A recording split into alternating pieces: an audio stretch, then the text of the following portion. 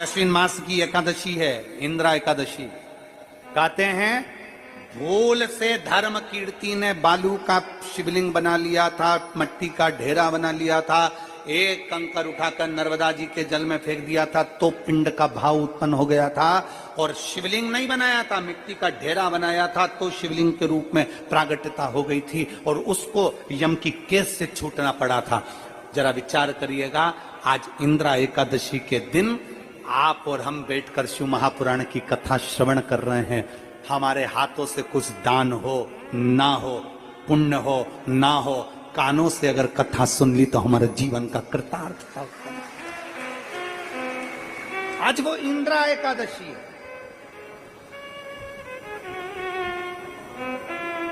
भगवान नारायण मुस्कुरा रहे हैं, लक्ष्मी को देखकर लक्ष्मी से कहा ये भद्रशील, ये भद्रशील, ये भद्रशील।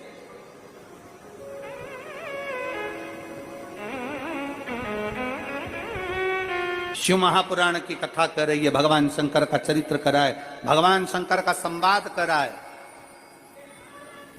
इंद्रा एकादशी के दिन, पितृपक्ष में पड़ने वाली एकादशी के दिन भूल से भी हम गौ माता को एक रोटी का निवाला दे देते हैं, एक अन्न दे देते हैं। भूलवश भी हम भूखे को भोजन करा देते हैं, प्यासे को पानी पिला देते हैं। भूलवश भी हम शंकर के नाम का अनुमोदन कर लेते हैं, श्री हरि को, भगवान नारायण को, हरिहर को याद कर लेते हैं तो हमारे पितृ भी तृप्त होकर हमें वर प्रदान कर कर चले जाते हैं, हमें वर प्रदान। कितनी सौभाग्य और साधुता है आप सभी को, बहुत बहुत साधुता। अगर ज्यादा लगता है कि हमारे घर में पितृदोष है, पैसे नहीं आ रहे, लक्ष्मी नहीं टिक रही, पीपल के पत्ते पर श्राद्ध पक्ष की एकादशी के दिन और द्वादशी के दिन पीपल के पत्ते पर शहद की 7 बिंदियां लगा दीजिए, उसी पर चंदन लगा दीजिए, 7 आखे चावल, सफेद चावल उस पर रख दीजिए, एक जौ, थोड़ी थोड़ी काली तिल उस पर रख दीजिए। अपने पूर्वजों का नाम लेकर, पितरों का स्मरण कर कर, गोत्र बोलकर, नाम बोलकर बहते हुए पानी में उस पत्ते को छोड़ दीजिए।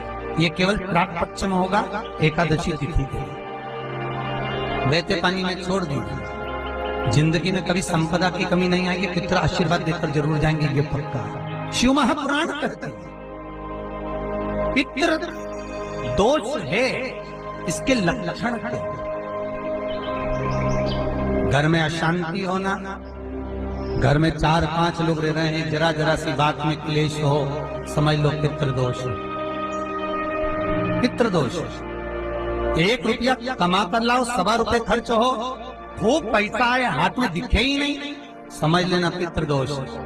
4 दिन दुकान अच्छी चले, बाकी के समय बैठना पड़े, समझ लेना पितृदोष।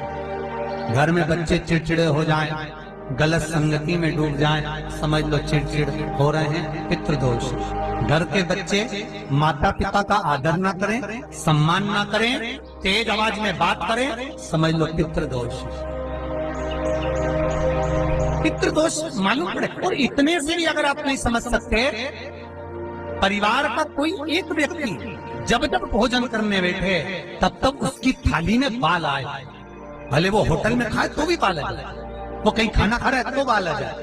8-15 दिन में, 4 दिन में, 3 दिन में, 2 दिन में, 6 दिन में आपकी थाली के भोजन में अगर बाल निकल रहा है, केश निकल रहा है, समझ लेना कि पितृ आपसे कुछ मांग रहे हैं, पितृ आपसे कुछ चाहती है। क्योंकि पितृ बोलते नहीं आता, केवल घर का व्यक्ति जब भोजन करने बैठेगा, सब अच्छे से बनाया, सब अच्छे से करा, फिर भी थाली में अगर बाल निकल रहा है। और कोई व्यक्ति ऐसा होता है जिसकी थाली में बार बार बाल आता है, वो कितने ही कह ले, पत्नी को भी कह दिया, परिवार को भी कह दिया, तो भी वो होटल में खाएगा तो बाल आ जाएगा, अचानक आ जाएगा, भले पानी पिएगा तो आ जाएगा, कुछ खाएगा तो बाल आ जाएगा। 8 दिन में, 15 दिन में, 6 दिन में उसके भोजन में बाल आएगा ही आएगा। समझ लो पितृ कुछ कहना चाहता, पितृ कुछ बताना चाहता,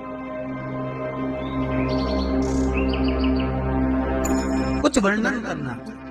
घर में अगर आप उससे भी नहीं समझ सकते तो घर में बैठे बैठे एकदम गंध आने लगे।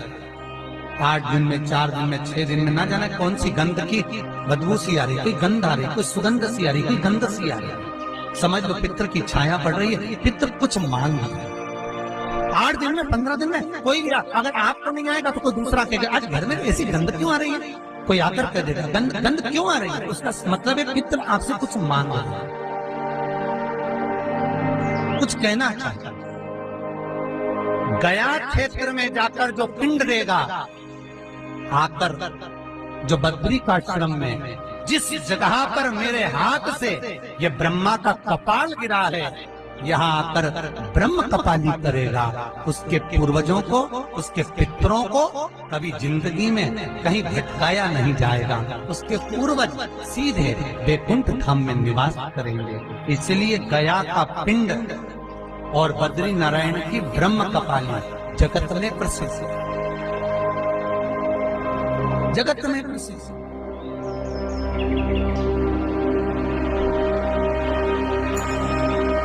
रविवार का पिंड, सोमवार का पिंड, मंगलवार का पिंड, ये जितने श्राद्ध लोग करते हैं, जितनी बार श्राद्ध का भोजन कराते हैं, चाहे गाय को दिया, आपको कथा में कहा था कि हमको और हमारे पूर्वजों को गाय को दिया हुआ, कुत्ता को दिया हुआ, श्वान को, कौवे को दिया हुआ, ब्राह्मण को भोजन कराया हुआ, कितना कितना प्राप्त होगा, इसका वर्णन कर महाराज। कितना कितना भाव किस चीज का है, उसका व्याख्यान वर्णन कर। 16 दिन श्राद्ध के पितृ मृत्यु लोक में रहेंगे, अपने अपने घर में जाकर भोजन करेंगे। तब तक 16 दिन तक अग्नि देवता इन पितरों के साथ रहेंगे। इसलिए हिंदू धर्म में रीति है कि श्राद्ध पक्ष में कंडा जलाकर, गोबरी जलाकर, उसको जलाने के बाद उस पर घी, शक्कर, धूप छोड़ो। क्यों? क्योंकि तुम्हारी धूप छोड़ने से, तुम्हारी सांकल्य छोड़ने से, अग्नि में एक ग्रास देने से, अग्नि में एक भाग प्रदान करने से, जरा सी सांकल्य देने से तुम्हारे पितृ खुश हो जाते हैं। क्यों? क्योंकि पितृ जब भोजन करते हैं और अग्नि की धूप साथ में दी जाती है तो अजीर्ण नहीं होता। तो पितृ आशीर्वाद देते हैं कि तुमने हमारे लिए अग्नि में सांकल्य दी है, जाओ तुम्हारा कल्याण हो, तुम्हारे भंडार भरे। ये अग्नि देवता की साक्षी में पितृ आशीर्वाद देते हैं। घर में, जिस घर के अंदर धूप छोड़ने के बाद पितृपक्ष में 16 दिन, जिस घर में धूप छोड़ने के बाद हाथ की अंजलि में जल लेकर नहीं छोड़ा जाता था, केवल धूप छोड़ दी और अंजलि में से पानी नहीं छोड़ा गया। गाय को श्राद्ध पक्ष में रोटी निकालकर खिला दी, थोड़ा सा जल गाय को नहीं दिया गया। कौवे को रोटी दी गई, कागा को भोजन दिया गया, जल नहीं छोड़ा गया। ब्राह्मण को भोजन कराकर उसको जल नहीं दिया गया। तो इस महाशनि का काम क्या था? श्राद्ध पक्ष में पितरों को जो भाग मिलता था, देवताओं को जो भाग मिलता था, पितृ पक्ष में पितरों को जो भाग मिलता था, जिसमें जल नहीं छोड़ा जाता था, उस भाग के, उस घर की 71 पीढ़ी का पितरों का हिस्सा ये महाशनि अपने खाते में ले लेता था और उसको अपने पक्ष में रख लेता था। तो पितृ उससे तरसते थे, उस भोजन के लिए तरसते थे। अब जरा विचार करिएगा, वैसे तो आप लोग सब समझदार हैं, वैसे तो आप लोग सब अगर धूप छोड़ते होंगे तो जल जरूर छोड़ते होंगे। बोलो सही है? देते हो ना जल? अगर अग्नि में तुमने थोड़ा सा भाग दिया है तो वहां पानी का छोड़ना जरूरी होता, जल का छोड़ना जरूरी है। जल नहीं छोड़ा तो वो भाग महाशनि के खाते में चले जाता है, जल नहीं छोड़ा तो वो भाग महाशनि के पास पहुंच जाता है, महाशनि के खाते में। अब महाशनि उस भाग को एकत्रित करता गया, करता गया, करता गया, करता गया। जब उसने बहुत सारा भाग एकत्रित कर लिया, तब उसने देवताओं पर आक्रमण कर दिया। जब महाशनि के पास में जब बहुत सारा भाग आ गया तो उसने आक्रमण कर दिया। आक्रमण करा, जैसे आक्रमण किया तो देवलोक पर अपना कब्जा जमाने लगा, इंद्रलोक पर अपना कब्जा जमाने लगा। महाशनि ने आक्रमण करते करते करते करते सब जगह पर अपना कब्जा जमा लिया। महाशनि का काम क्या? महाशनि का कर्म क्या है?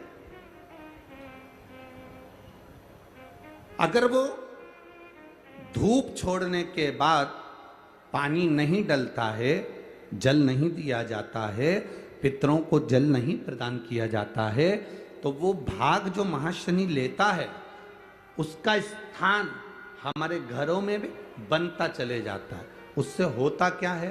तो कहा गुरुजी, देव पितर शिव महापुराण की कथा कहती है, घर में मान लो 1 रुपया कमाकर लाया जा रहा है, घर के अंदर यदि 1 रुपया आ रहा है तो सवाया खर्च हो रहा है। घर में धन दिख नहीं रहा, एक जरा सा बर्तन रखा है उसके पीछे घर में विवाद हो रहा है, तो समझ लो ये महाशनि का भाव प्रबल हुआ है। घर में बच्चे, एक बेटा बीमार हुआ, एक बच्चा बीमार हुआ, ठीक हुआ, दूसरा बच्चा बीमार हुआ, ठीक हुआ, तीसरा बच्चा बीमार हुआ, ठीक हुआ, छोटे बीमार होते होते बड़े बीमार होने लगे, एक बीमार पड़ रहा है, एक ठीक हो रहा है, समझ लो महाशनि का प्रभाव है। मतलब तुमने कि तुम्हारे घर में अगर 4 बेटे हैं, 3 बेटे हैं, उन्होंने धूप तो छोड़ दी, पर किसी ना किसी ने जल देने से उसको जल प्रदान नहीं करा। गाय को रोटी तो श्राद्ध पक्ष में दे दी, पर जल नहीं दिया गया। गाय को अगर रोटी देने जा रहे हो तो थोड़ा सा बाल्टी में पानी भर कर ले जाओ, अगर बाल्टी में भी पानी नहीं ले जा सकते, थोड़ा सा जल उसके मुख पर जरूर देना चाहिए कि वो जल का आचमन कर ले। कौवे को अगर भोजन दिया है, कागा को अगर भोजन दिया है, थोड़ा सा जल का भाग भले कटोरी में भर कर ले जाओ और छत पर थोड़ा सा भाग जल का छींटो, पर छींटना जरूर है। से पूछो तो कि यह पानी क्यों फेरा, यह हाथ क्यों फेरा? उसका कारण केवल इतना सा था कि वो महाशनि हमारे भोजन के भाग को ग्रहण ना कर ले और मेरे घर में से समृद्धि, लक्ष्मी, वैभव और शांति ना चले जाए, इसलिए भोजन कराने से पहले जल का हाथ फेर देती थी। जल का हाथ फेर दिया जाता था। अब उसको समझने वाला समझ सकता है, जो समझदार होगा वो समझेगा। ऊज, चतुर्थी, अष्टमी,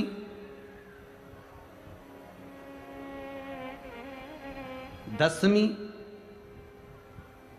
एकादशी, प्रदोष, शिवरात्रि, ये तिथियां ऐसी तिथियां हैं जिन तिथियों पर अगर भूलवश भी श्राद्ध पक्ष की दूज, चतुर्थी, अष्टमी, दशमी, एकादशी, प्रदोष, शिवरात्रि, ये श्राद्ध पक्ष की वो तिथियां हैं जिन तिथियों पर अगर गौ माता को एक चुल्लू पानी भी अगर पिला दिया जाता है तो हमारे पूर्वजों को तर्पण और तिलांजलि की जरूरत नहीं पड़ती, वो तर जाता। श्राद्ध पक्ष की ये तिथियां आप भी बोलिए कौन कौन सी? दूज, चतुर्थी, अष्टमी, दशमी, एकादशी, प्रदोष और शिवरात्रि, ये वो तिथियां हैं। अगर भूलवश भी अगर कोई गाय को पानी दे देता है, भूलवश भी हमारे घर में आए हुए किसी अतिथि को, हम किसी को नहीं पहचानते, उस व्यक्ति को हमने अगर अपना पास में रखी हुई जल के पात्र में से भी अगर जल दे दिया होता है और उसने अपनी प्यास बुझा ली होती है, तो हमारे पूर्वज, ये श्राद्ध पक्ष में इसका फल 1000 लाख गुना हो जाता है। लाख गुना, 1000 लाख गुना इसका फल श्राद्ध पक्ष में।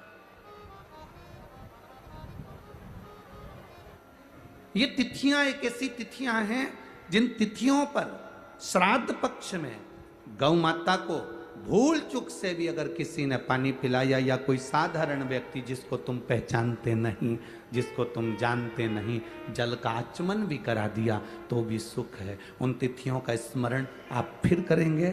दूज बोलते जाओ, चतुर्थी, अष्टमी, दशमी, एकादशी, प्रदोष, शिवरात्रि, ये श्राद्ध पक्ष की वो तिथियां हैं जिसमें सुख का अनुभव होता है। महाशनि का काम क्या है? महाशनि करता क्या है? ये महाशनि जो असुर है, इसका काम क्या था? बस केवल ये भाग ग्रहण कर लेता था और पितृ को रुष्ट होना पड़ता। रुष्ट होते तो क्लेश हो। जरा जरा सी बात में अगर घर में क्लेश हो रहा है तो समझ लेना तुमने जरूर श्राद्ध पक्ष में पितरों को या तो गौ माता को या कागल को, जो हमारे यहाँ जो भोजन दिया जा रहा है उसमें जल की भाव नहीं आया, पानी नहीं दिया। गुरुजी, हमारे घर में सब कुछ है, धन, वैभव, सत्ता सब है, पर शांति नहीं है। शांति नहीं, उसका कारण ये है कि महाशनि आपके घर पर प्रवेश करा, अर्थात तुमने जल का भाग नहीं दिया, जल का भाग नहीं। और जिनके भी घर में अशांति है, जिनके घर में भी ऐसा लगता है कि साहब ऐसा हो रहा है, तो आपसे निवेदन है कि आप एक बार प्रयास करना। इन तिथियों में कोई भी तिथि को आप गौ माता को अगर भोजन दे रहे हो, जल जरूर देना। कौए का भोजन दे रहे हो तो जल जरूर देना।